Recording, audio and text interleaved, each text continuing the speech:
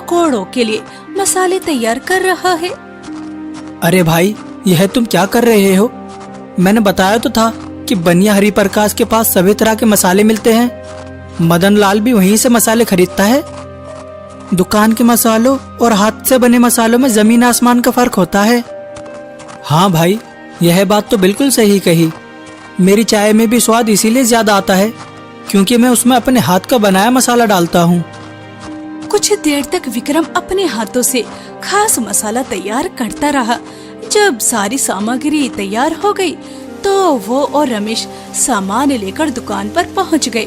रमेश ने दुकान पर एक और अंगीठी रखी, उसके ऊपर कढ़ाई चढ़ाई और उसमें शुद्ध सरसों का तेल डाल दिया। उधर विक्रम ने आलू, प्याज, हरी मिर्च और हरा धनिया काटा। फिर पकोड़ों को और स्वादिष्ट बनाने के लिए अपना सीक्रेट मसाला भी मिला दिया। दूर खड़ा मदन लाल ये सब देख रहा था। अरे, यह क्या हो रहा है? रमेश चाय वाला कब से चाय पकोड़े वाला बन गया? इसकी इतनी हिम्मत कैसे मेरी दुकान के बराबर में पकोड़े बेचे? ये देखकर मदन लाल गुस्से से तिलमिला उठा। वो अपनी दुकान से निकलकर रमेश की छोटी सी दुकान के पास पहुंचा। तुम ऐसा कैसे कर सकते हो? मेरे बराबर में चाय पकोड़ों की दुकान कैसे चला सकते हो?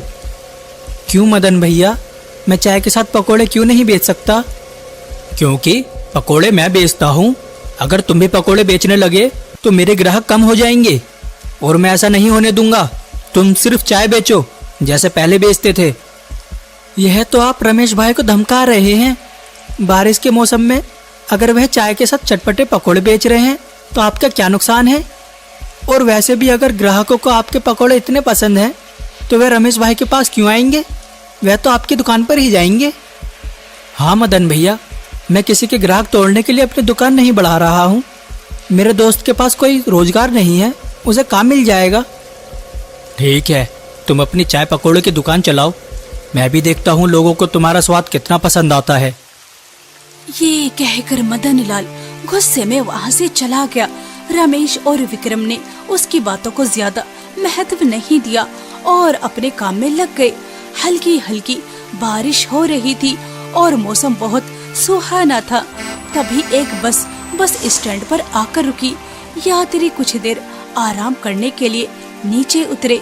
कुछ ग्राहक मदन लाल की ओर चले गए, जबकि कुछ लोग ताजे पकोड़ों की खुशबू से आकर्षित होकर रमेश की दुकान के सामने रुक गए। कितनी अच्छी खुशबू आ रही है, चलो वहीं चलते हैं। रमेश की कड़क चाय और विक्रम के बनाए चटपटे पकोड़ों की खुशबू दूर दूर तक फैल गई थी। खुशबू से आकर्षित होकर लोग रमेश की छोटी सी दुकान की ओर आने लगे। धीरे धीरे दुकान ग्राहकों से भर गई। रमेश लगातार चाय बना रहा था और विक्रम गरम गरम पकोड़े तल रहा था। दोनों मुस्कुराकर ग्राहकों को चाय और चटपटे पकोड़े परोस रहे थे। मैंने तुम्हारी चाय पहले भी पी है, बहुत स्वादिष्ट होती है, लेकिन इन चटपटे पकोड़े ने तो स्वाद में चार चांद लगा दिए। ऊपर से सुहाना मौसम, मजा आ गया। आपका बहुत बहुत धन्यवाद। फिर कभी मौका मिले तो दोबारा जरूर आइएगा। इतनी स्वादिष्ट चाय और पकोड़े खाने के बाद तो दोबारा आना ही पड़ेगा। रमेश की चाय और विक्रम के पकोड़े खाकर सभी ग्राहक बेहद खुश थे। हर कोई उनकी तारीफ कर रहा था। वहीं दूसरी तरफ मदन लाल की दुकान पर, अरे इससे ज्यादा स्वादिष्ट पकोड़े तो मैं घर पर बना देती। इतने पैसे देने की यहाँ क्या ही जरूरत थी। इतने पैसों में क्या 5 स्टार होटल जैसा स्वाद चाहिए? इस तरह दुकान नहीं चलती। ग्राहकों से बात करने की भी तमीज होनी चाहिए।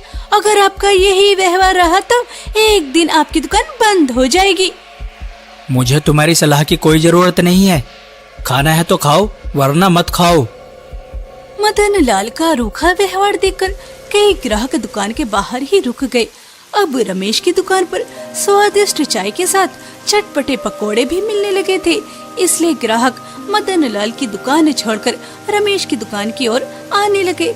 हल्की हल्की बारिश अब तेज बारिश में बदल चुकी थी। रमेश की छोटी सी दुकान ग्राहकों से भरी हुई थी और बैठने की जगह कम पड़ रही थी। माफ कीजिए, दुकान में अब बिल्कुल जगह नहीं बची है। अरे इस मौसम में आपके चटपटे पकोड़ों की खुशबू ने तो मेरा मन ललचा दिया है। अगर बैठने की जगह नहीं है तो मेरे लिए पकोड़े पैक कर दीजिए। तेज बारिश और जगह की कमी के कारण कई ग्राहक बिना कुछ खरीदे लौट गए। शाम को घर पहुंचकर रमेश और विक्रम दिन भर की सफलता के बारे में बात करने लगे। विक्रम भाई, आपका सुझाव तो कमाल का निकला। लोग हमारे पकोड़े बहुत पसंद कर रहे हैं। बात तो सही है, लेकिन आपने देखा होगा कि कितने ग्राहक जगह न होने की वजह से वापस चले गए। अगर हमारी दुकान थोड़ी बड़ी होती तो कोई भी खाली हाथ नहीं जाता। यह तो सही है, लेकिन बस स्टैंड के आसपास हमें कोई बड़ी दुकान नहीं मिलेगी। मुझे एक उपाय सूझ गया है। दुकान के सामने जो खाली जगह पड़ी है वहां हम एक मजबूत छप्पर लगा देते हैं। उसके नीचे हम चाय और पकोड़े बनाएंगे और दुकान के अंदर पूरी जगह ग्राहकों के बैठने के लिए छोड़ देंगे। अरे वाह, यह तो बहुत बढ़िया विचार है। अगले ही दिन दोनों ने मिलकर दुकान के सामने खाली जगह पर टीन का एक मजबूत छप्पर लगा दिया, ताकि बारिश से अंगीठियां सुरक्षित रहें और दुकान के अंदर ग्राहकों को बैठने के लिए अधिक जगह भी मिल सके।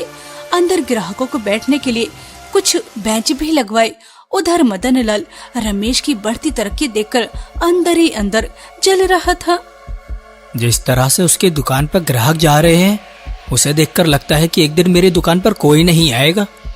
आखिर मैं ऐसा क्या करूं कि ग्राहक उसके पास जाना ही बंद कर दें। मदन लाल का ध्यान अपनी दुकान सुधारने पर नहीं था। वो हर समय यही सोचता रहता था कि रमेश क्या कर रहा है, उसकी दुकान पर कितने ग्राहक आ रहे हैं और उसकी कितनी कमाई हो रही है। ये सब देखकर उसकी जलन दिन पर दिन बढ़ती जा रही थी। एक दिन मदन लाल बाजार में सब्जियां खरीद रहा था, तभी उसकी नजर विक्रम पर पड़ जाती है, जो बाजार में सब्जियां खरीद रहा था। आज इसके साथ रमेश नहीं है, यही सही मौका है विक्रम से बात करने का। इसे ज्यादा पैसे देकर अपने पास बुला लूंगा और फिर मेरे लिए पकोड़े बनाएगा और मेरी दुकान पर ज्यादा ग्राहक आएंगे और रमेश का धंधा चौपट हो जाएगा। विक्रम की वजह से ही उसकी दुकान चल रही है। अब देखो मैं क्या करता हूँ। मदन लाल यही सोचकर विक्रम के पास जाता है। अरे विक्रम, रमेश के पास रहकर तुम्हें कुछ नहीं मिलने वाला। अरे देखो, अगर तुम मेरे साथ काम करोगे तो मैं तुम्हें अच्छे